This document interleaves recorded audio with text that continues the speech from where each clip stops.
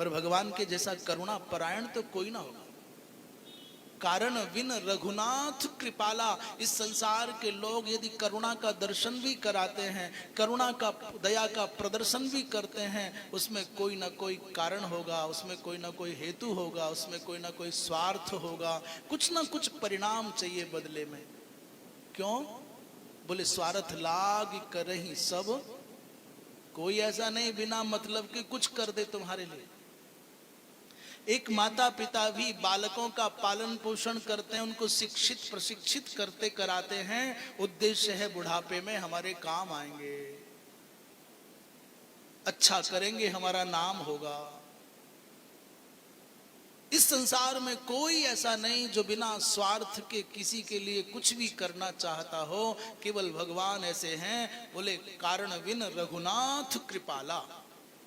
बिना कारण के, बिना किसी स्वार्थ के, बिना किसी प्रलोभन के भगवान ही कृपा कर सकते हैं, करुणा कर सकते हैं, कोई दूसरा नहीं।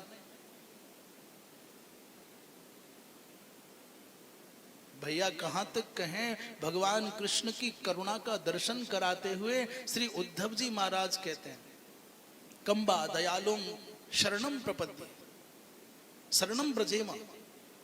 अरे जिन भगवान कृष्ण ने मारने की भावना से अपने स्तनों पर कालकूट विष लगा करके आने वाली पूतना का भी उद्धार कर दिया, उनसे बढ़कर के और करुणा का सागर कौन होगा? अजामिल का उद्धार करने वाले भगवान से बढ़कर के और दयालु कौन होगा?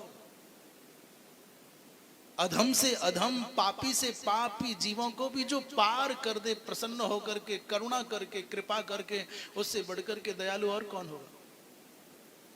इसलिए संसार में जितने भी करुणा के दर्शन कराने वाले, प्रदर्शन करने वाले हैं, उन सब के अंदर तो थोड़ी सी मात्रा में करुणा होगी, पर हमारे तो करुणा निधान भगवान श्रीमन नारायण क्या बोले, करुणा के सागर है, सागर। जैसे सागर की कोई इयत्ता नहीं है, कोई सीमित, कोई उसकी मिति नहीं है, कोई निर्धारित नहीं कर सकता कि सागर कितना गहरा और कितना विस्तारित है।